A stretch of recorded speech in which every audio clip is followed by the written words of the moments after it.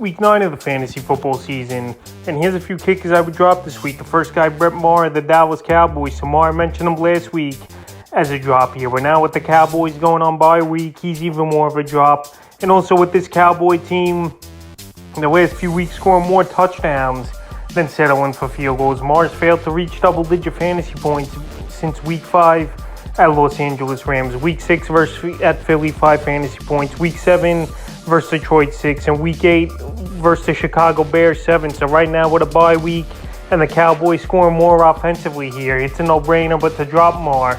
And obviously if he gets once again where he's putting up 10, 12 fantasy points week, or you go back there on the waiver wire and you get him, but this week with a bye week, and like I said, the numbers going down the last 3 weeks here for Brett Maher. He's a kicker to drop this week. The next guy, Brandon McManus, Denver Broncos. So Brandon McManus, it's been an up and down season here for him as well. And he's another kicker going on bye, but the last few weeks for him, week 5 versus Indianapolis, 11. Week 6 at the Chargers, 13. Week 7 versus the Jets, 4. And week 8 at Jacksonville and London, only 3 fantasy points. So he's going on a bye week. And this season, it just seems like the pattern's been 2 good games for him and 2 bad games for him. And that's exactly the way it's gone the first 8 weeks of the season. But right now, owned in 59% of fantasy leagues and struggling over the last 2 weeks.